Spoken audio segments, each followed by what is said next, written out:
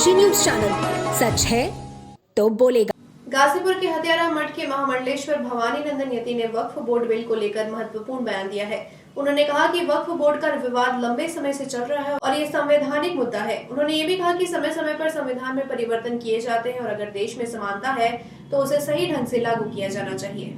हत्यारा मठ के महामंडलेश्वर भवानी नंदन यति ने यह भी कहा, अगर वक्फ बोर्ड है तो हिंदुओं के लिए एक सनातन बोर्ड होना चाहिए। इन बोर्डों पर न्याय और शासन होना चाहिए और इन्हें अधिग्रहण कर रखना चाहिए।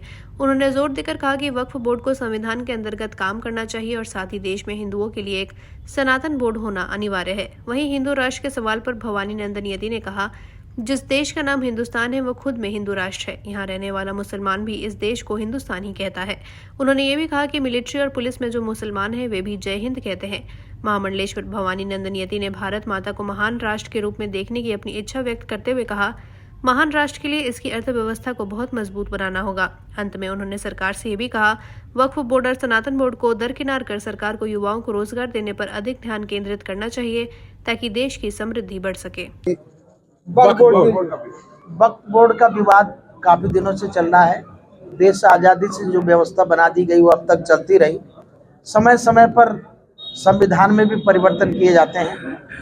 मैं वक्फ बोर्ड का विरोध तो नहीं करता, मगर एक बात जरूर करता हूँ, देश में समानता है तो समानता लागू होनी चाहिए।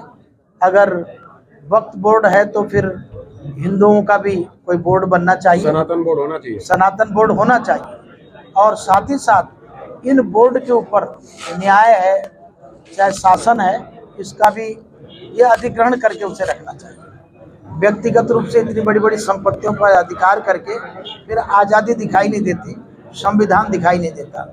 लिहाजा संवैधानिक रूप से वक्फ बोर्ड को संविधान के अंतर्गत करना चाहिए और समय समय पर जब अधिग्रहण की आवश्यकता हो तो सरकार को करना चाहिए। संत समाज संत बोर्ड की मांग करेगा सर? बिल्कुल, मैं व्यक्तिगत रूप से सनातन बोर्ड का समर्थक हूँ, क्योंकि राष्ट्र भारत सनातन धर्मावलंबियों का और धर्म मजहब के आधार पर देश के बंटवारे का सब्जेक्ट हम लोगों ने पढ़ा है।